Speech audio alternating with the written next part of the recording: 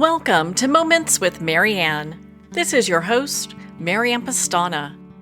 We're here today with special guest, Sophie Scott, and she's here to share with us her new book, You're Not Alone in This: Supporting a Loved One's Mental Health Without Losing Your Own. So how do you support a loved one through a mental health crisis without losing yourself in the process? Well, today's guest is here to share with us just that. Having founded Balance Magazine, the UK's award-winning wellness media brand, psychotherapist Sophie Scott has long been passionate about bringing mental and physical well-being to the masses. As an integrative psychotherapist, Sophie has a thriving private practice working with entrepreneurs, C-suite executives, and celebrities. She's a former lecturer in human development theory and conducts workshops for corporations, brands, and MBA students on topics like imposter syndrome and mental health in business. So welcome to the show, Sophie Scott. Thank you so much for inviting me on. Great to speak with you. Well, what an honor it is to have you here and to talk about this book. What inspired you to write this? So the book is about how to support a loved one's mental health without losing your own. And I have had both firsthand experience of being in a supportive role with loved ones, and I'm happy to talk about that a bit more. I was raised in a family that sort of quietly struggled with mental health issues, and then later on, sort of thought that I was always the one that was, let's say, the caregiver, or I'm totally fine. There's nothing wrong with me. And then, years later, I myself have suffered with anxiety, generalized anxiety disorder.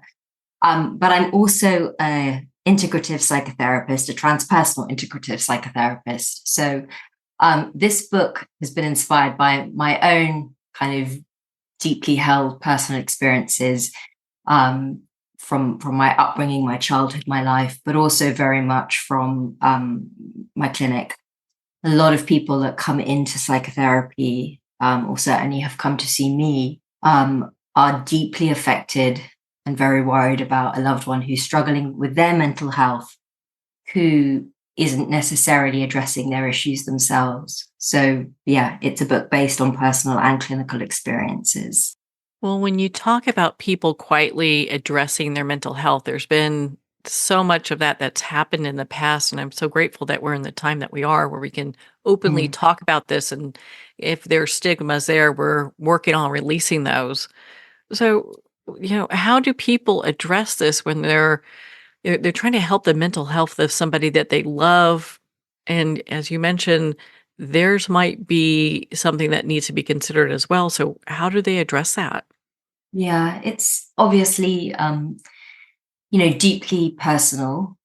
So I definitely don't want to say there's a one size fits all. But generally speaking, mental health issues, they don't just affect the individual, they affect people around them. Like all health issues, really. We think of ourselves as like, not as the individual, but as part of a system, whether that's a family system or a wider society. So the first thing is just to acknowledge that this is a real problem and issue that people face. And I mean, in the book, I outline kind of 5 key factors that enable somebody to provide meaningful support to a loved one without losing themselves.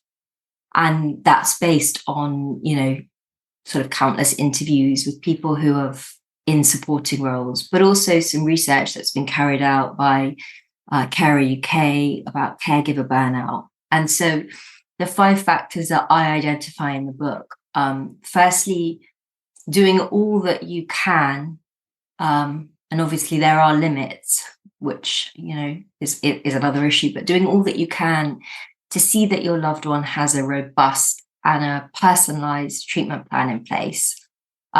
Maybe we'll go on to speak a bit more about what a kind of holistic view is, but psychiatry is just one component of this. So that's the first thing, a robust and personalized treatment plan, which is obviously going to help them and therefore also really help you as the supporter.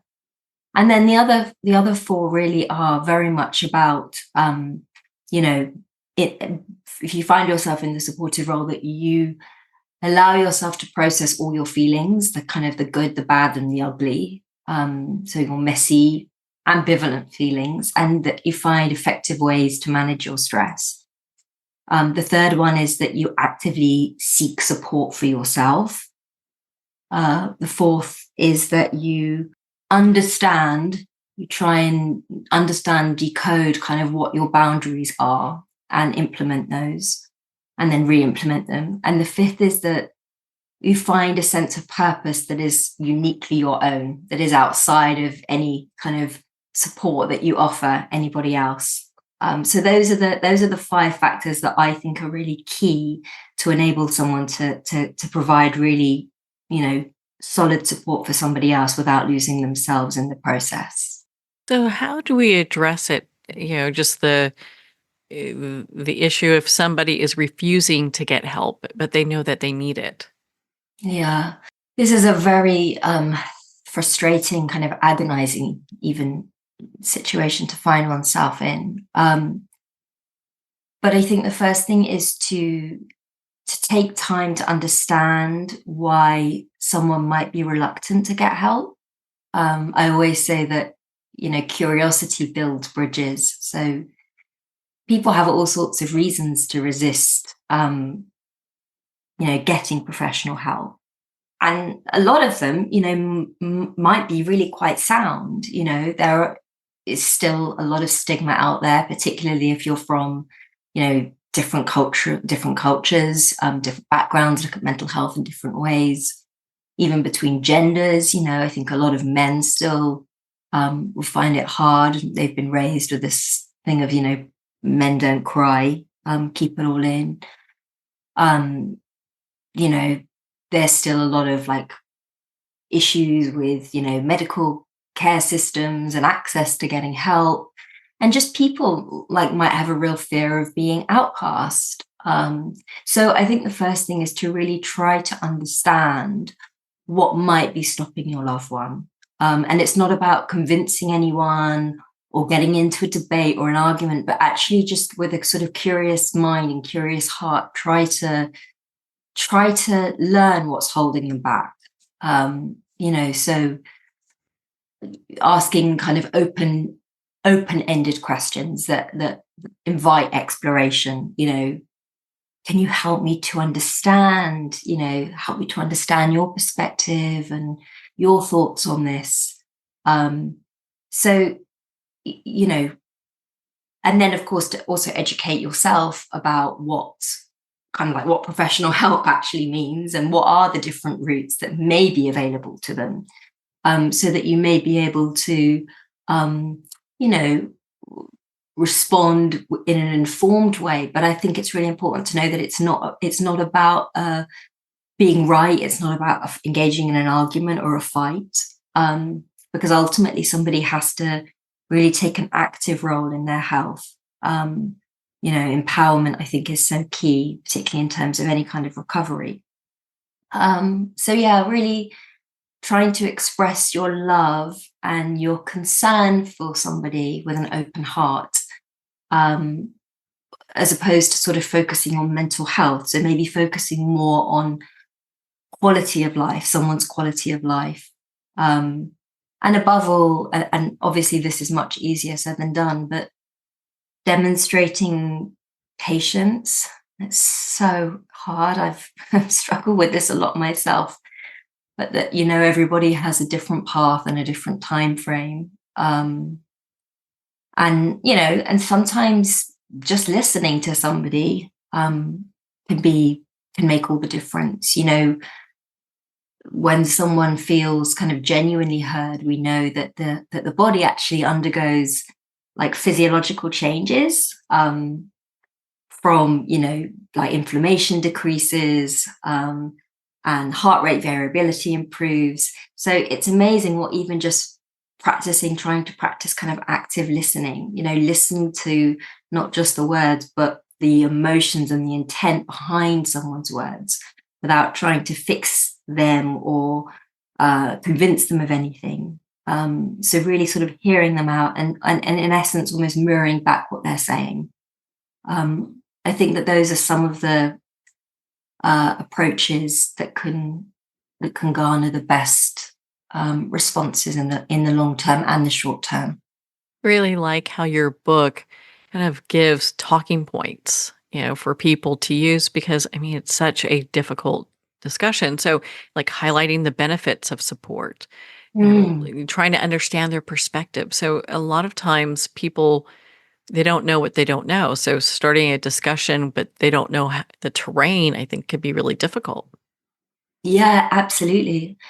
I think that, we all have mental health. We don't all have mental illness, but we all have mental health. And actually, I think the more that we can all openly talk about it, and that means, you too, or like being able to talk about any kind of like health issues that you might have. I think that the more open that we can be in our dialogue, the more authentic. That builds authenticity within a relationship and gives permission to somebody else to be authentic in return. Yeah. Why is it important for caregivers to prioritize their own mental health? And what are some of the common challenges that they face? Well, the saying that you can't pour from an empty cup, I think, is a cliche, but it's entirely true. Caregiver burnout, as it's called, is a very, very real thing. We know that can be the case for people who are literally professional caregivers or carers or nurses.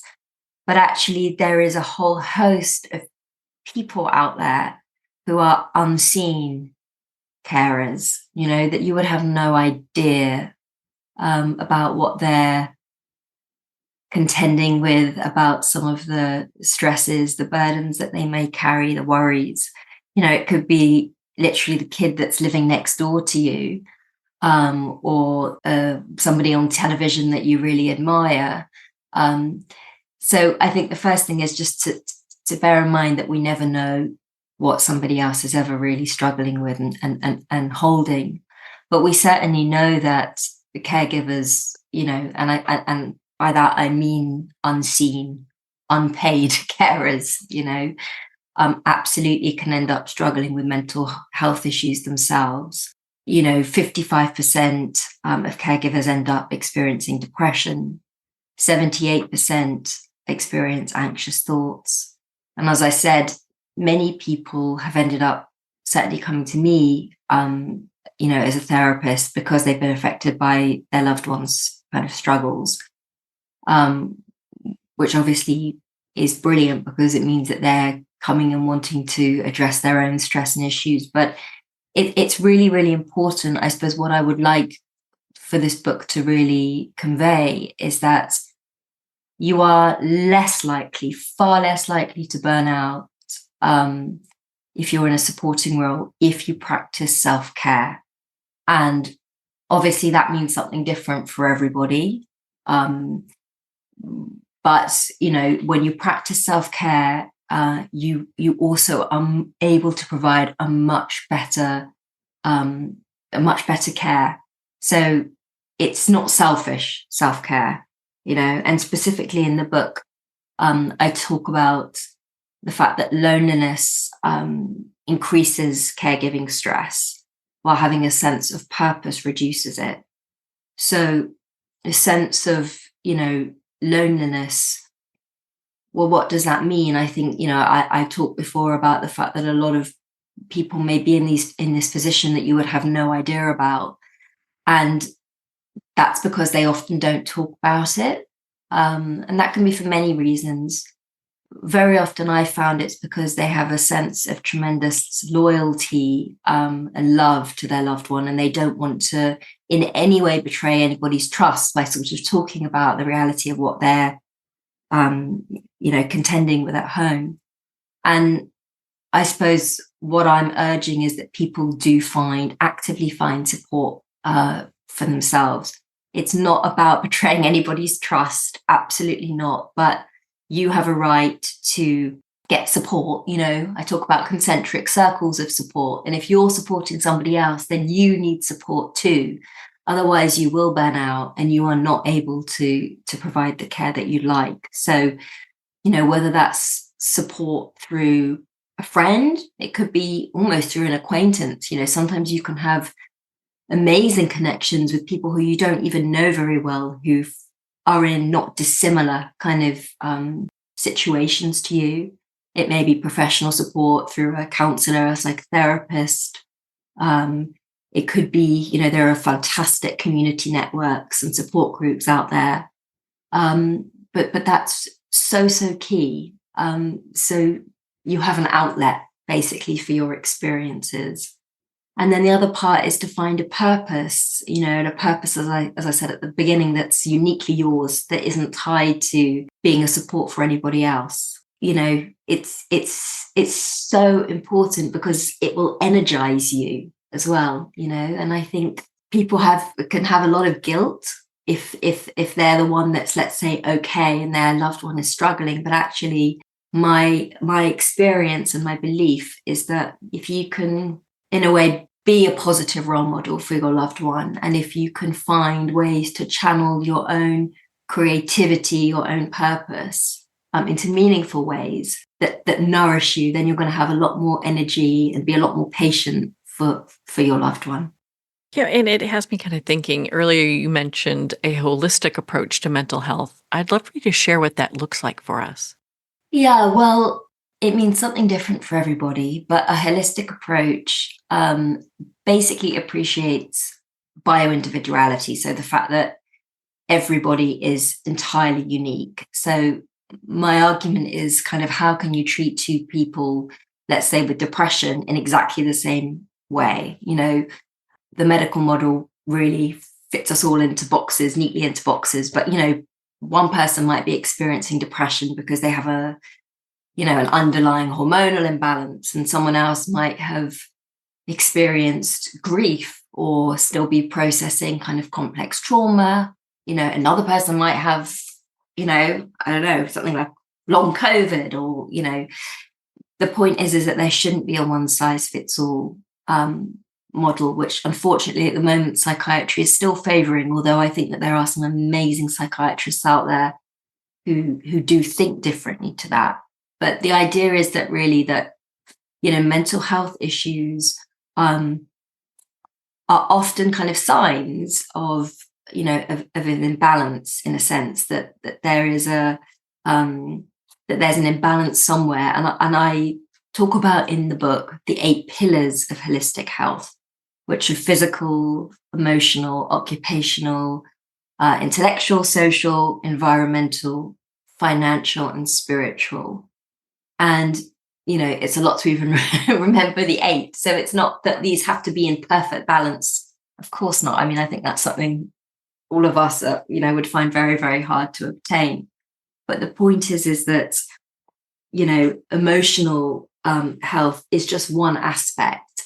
So, if somebody is really experiencing depression, it may be that that's tied quite a lot to their occupational pillar. Maybe they themselves have a job that they don't like. Maybe they find that they don't have a reason to get up in the morning. Or maybe, environmental, they're living in a home where they don't feel safe, or that doesn't feel kind of like a positive environment for them. Or, as I said, it can be a whole gamut of things. But the point is that I think we can help our loved one and ourselves indeed address any sort of major imbalances within these 8 pillars, and that will allow someone to have a more robust and personalized treatment plan in place, which I mentioned earlier. The sense that psychiatry is only one, and often a very important pathway, but only one pathway. Very often trauma gets stuck in the body. And so that's where it needs treating. So it may be that, that physical pillar is so important. Aside from just nutrition and exercise, maybe that someone needs, to do breath work, to do some somatic healing, yoga. It's different for everybody. It's a hugely personalized, and that's why it's called holistic, right? Because it looks at the whole person. So it's deeply unique, and I think that everybody deserves the right to address their health in a holistic sense.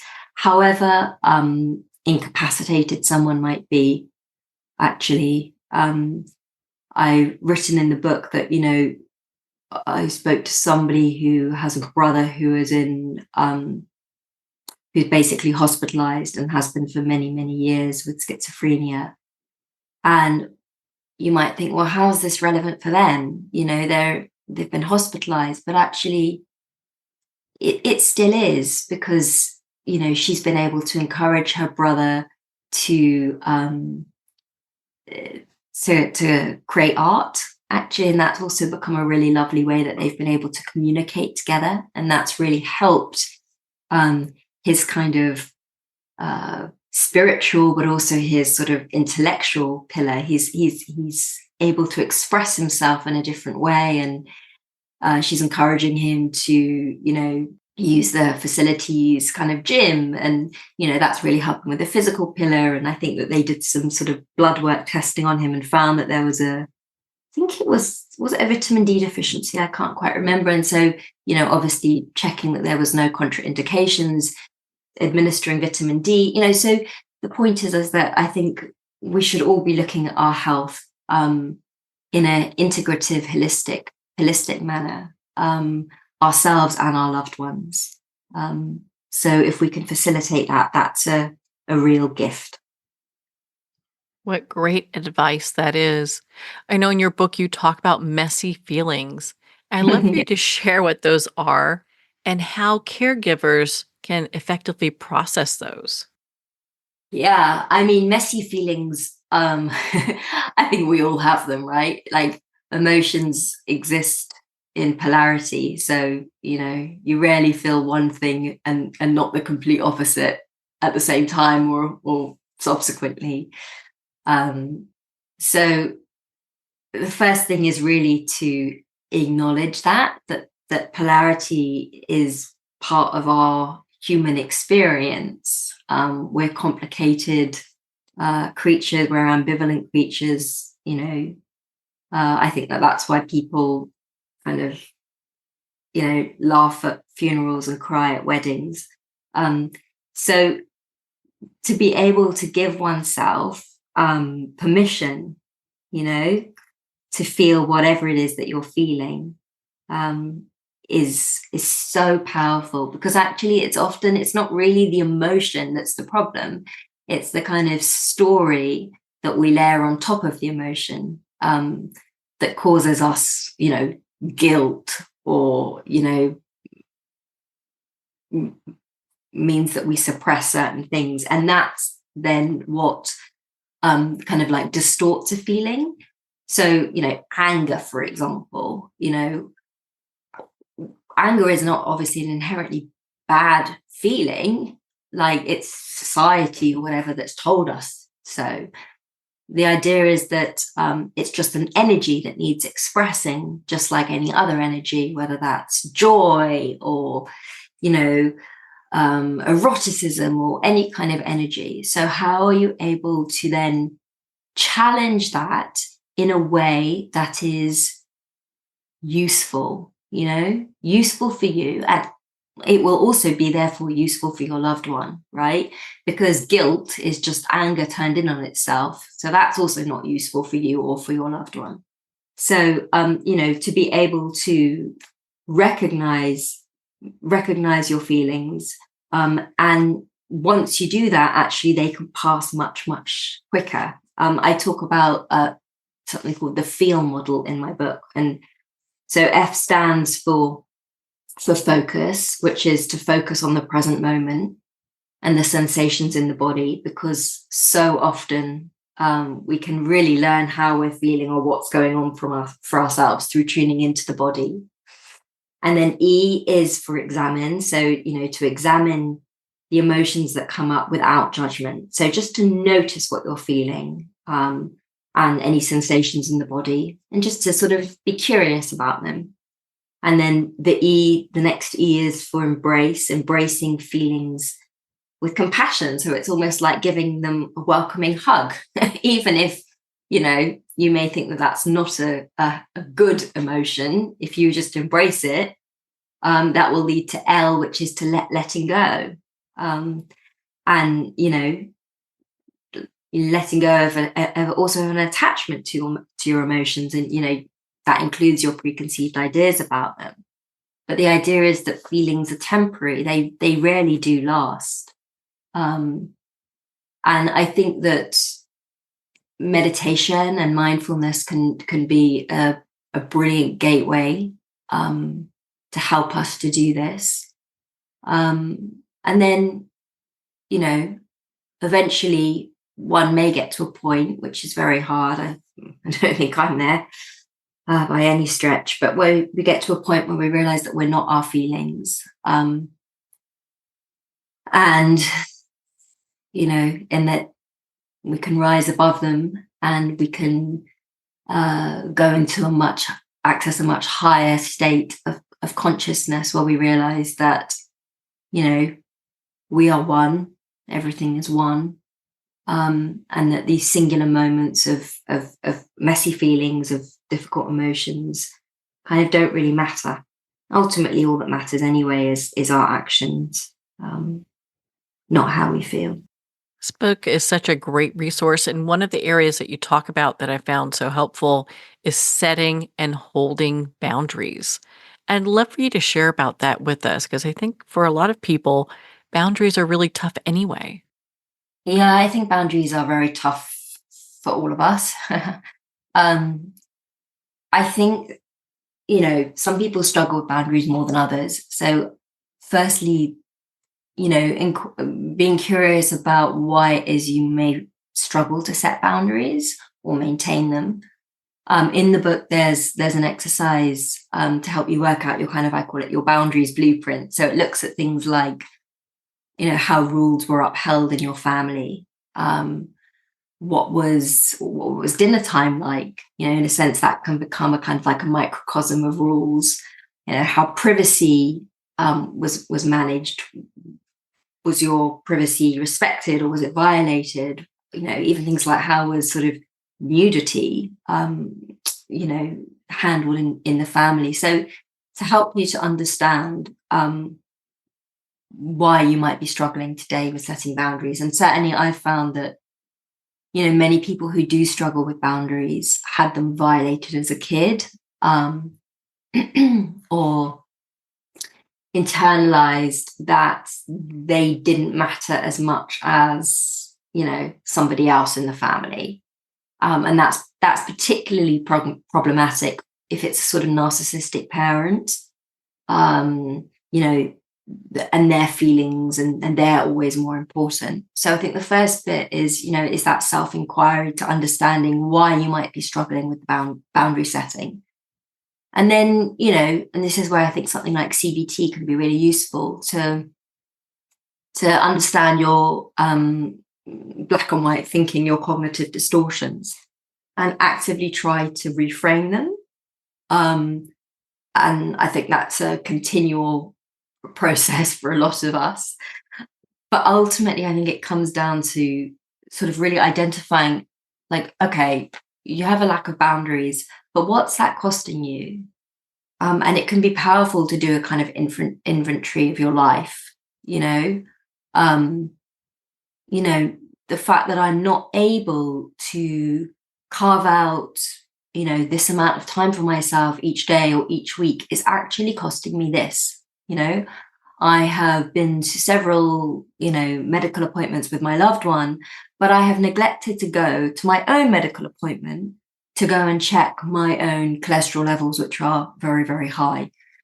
I say act or pay at the end of the day. Like, if you don't act or implement your boundaries, you will pay. And I suppose it's that the price has got to be high enough that you're now willing to change.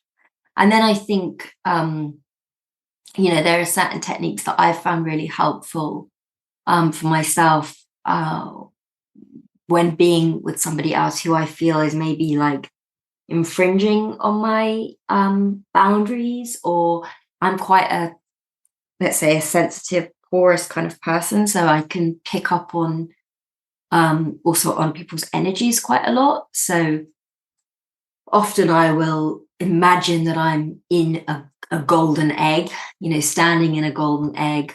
And this golden egg has got a kind of pretty strong golden shell, and nothing can get inside, nothing can get out. But all that's inside the egg, that's sort of, around the egg and inside the egg is golden light. And that's something that's really helpful. Certainly I found that very helpful, and I've shared that with lots of clients who really like this kind of visual reminder of, in the moment, if I feel that my boundary is being infringed upon, if I feel like I'm starting to lose myself, I'm going to put myself in this golden egg.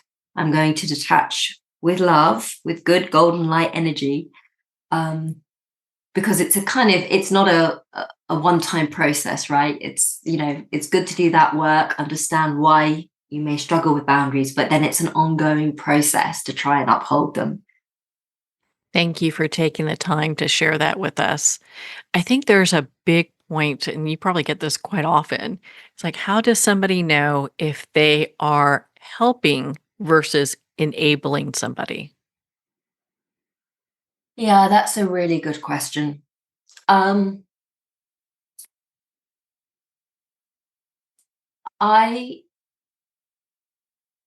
believe that deep down we all have wisdom, and if we can really tap into that, and I think visualization is a great gateway to doing that, to really tap into, what if I was to meet my higher self, my wisdom, what would they say to me? What is it that I need to know? Not what I think, not what my guilt is telling me, but what is it that I really need to know about myself and this situation? What is it that I may be being called upon to do, or what qualities might I be being called upon to develop at this time? And I think when we do that kind of like self-inquiry, that much deeper work, it can help us to step out of being an enabler or a rescuer, and help us to step into something else where we're able to much more fulfill our full selves and lovingly support someone with a sense of detachment. So I'm not sure if that answers your question, but I am a huge believer that it really begins with self-inquiry, and that might involve really considering, what are my shadowy parts? What are the parts that I find really hard to sit with within myself? And is it possible that I am projecting those parts onto my loved one? And that's why it's so hard for me to detach, because somehow we've become kind of merged in the process.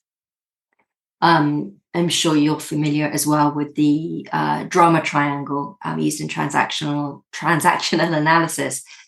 But the idea of being, that there's one position that's the sort of the persecutor, so the bad guy, and there's the victim who's, had the wrongdoing done to them.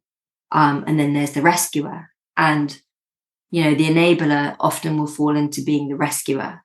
They're rescuing everybody. But actually they are doing a disservice to themselves, because they're often, not rescuing themselves, but they're also doing a disservice to the other people involved.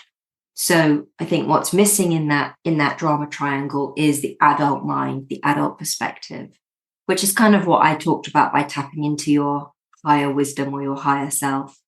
What would my adult mind, what would my higher self say right now about how I can step out of this drama triangle, whether I can move from any one of these positions, the persecutor, the victim, or the rescuer. What's another position that I can hold? To ask this of yourself. Thank you. And thank you for taking the time to share that with us. I found that, I mean, this book is just so unbelievably informative. Do you have a client story that you could share with us that kind of just sticks in your mind? Yeah, many. I'm not sure there's a particular angle that we can go on, but I tell you one that was really interesting is that I saw this girl, and her sister had been very unwell for very many years. She'd been affected by eating disorders, and she was also in an abusive relationship for a long time. And the girl that came to see me, her sister, came because she was so affected by the things that her sister had confided in her, particularly the abuse. She was starting to sort of experience intrusive thoughts that kept her up at night. So she was really struggling to sleep. It was like she had taken on her sister's trauma herself. And this is actually known as a secondary trauma, which can really lead to like a massive, huge burnout, right? And a lot of disassociation. And that's what happened with my client actually when she came. And through her addressing some of her own, past experiences and traumas, she was able to untangle from her sister and ultimately provide much better support for her, because her sister was then able to talk to her about all the things that she had experienced without triggering my client so much. So she could actually go back into being like a really great listener, being able to, remain grounded when her sister spoke. But she first had to really do her own work and look at some of the things that she hadn't faced within herself, which interestingly enough, although she had different experiences to her sister, there were some parallels. And so when her sister was telling her these things that had happened to her, they were bringing up things that she had suppressed about herself and her own life for a long time. So I thought that was very, very interesting. That is, my goodness. It's interesting what comes up, and it has me thinking, as your experience as a psychotherapist, what is the most crucial piece of advice you would give someone who's beginning their caregiving journey? Well, I think firstly, I would just want to remind them, like I said at the start, that self-care is not selfish. It will prevent you from burning out, and it will enable you to provide much better love and support to your loved one. But I also want to tie in the sense of purpose and how important that is, because purpose is in a way our primary motivator. When we don't have a purpose that's all our own, in a way we cease to not exist, but it's very hard to keep ourselves going. And it reminds me of my intake interview when I very first went to the place that I would end up training as a psychotherapist, which is called CCPE, a Centre for Counselling and Psychotherapy Education in London. And I remember this was 10 plus years ago. And I remember being asked why it was I wanted to be a psychotherapist. And I said, because I just really think that I can help people. I really, really believe that I can help people. I want to help people. And I remember the interviewee, the interviewer, sorry, the lady that asked me this, who was an amazing psychotherapist. She said to me, but that's not a very good reason. And it took me such a long time to understand what she meant. And I think what she was getting at is that you have to find an intrinsic motivation for doing the things that you do, you know? Like, I'm not now, when I'm with clients, I'm not sitting there and just wanting to help them, you know? That wouldn't make me, I don't think, a very good therapist. It would mean that I was probably not boundaried. It would mean that I was probably giving them like advice as opposed to guidance. I would be trying to tell them what to do, and making them maybe feel like a failure if they weren't doing that.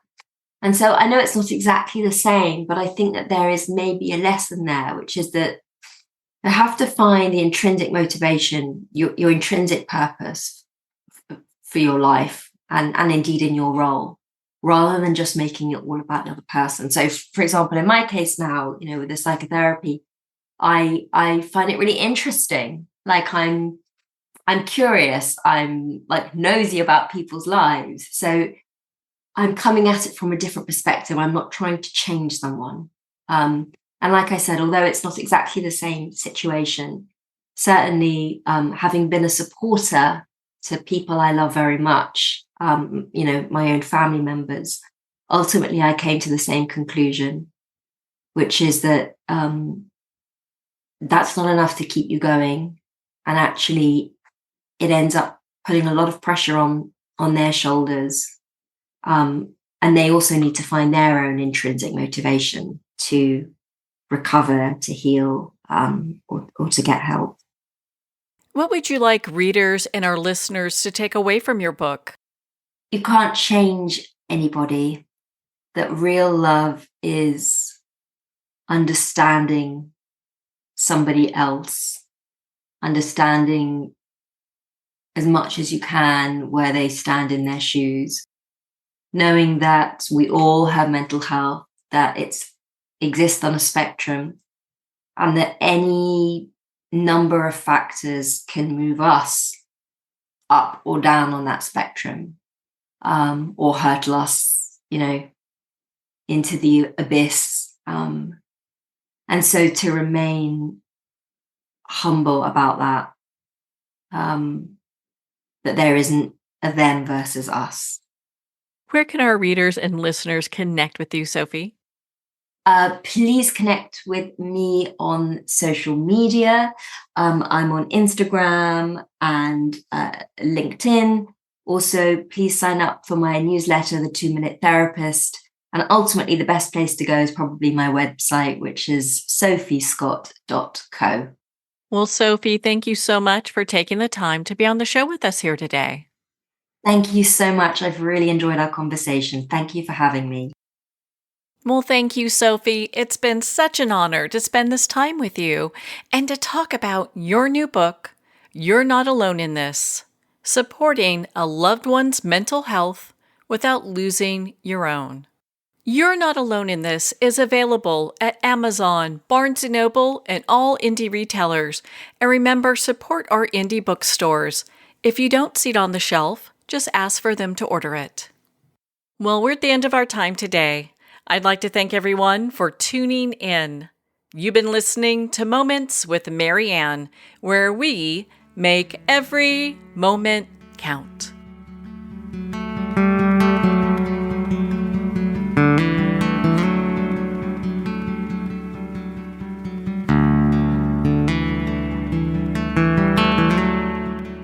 In a single moment, your life can change. Moments with Mary Ann is a transformative hour that covers an endless array of topics with the best of the best. Her guests are leaders in their fields, ranging from inspirational authors, top industry leaders, and business and spiritual entrepreneurs. Each guest is gifted and a true visionary, a recognized leader in her own work, and while teaching others to develop, refocus, and grow, Mary Ann will bring the best guest and sometimes a special surprise. Don't miss this. You never know just which moment will change your life forever. Make sure to tune in and visit momentswithmaryann.com for more information.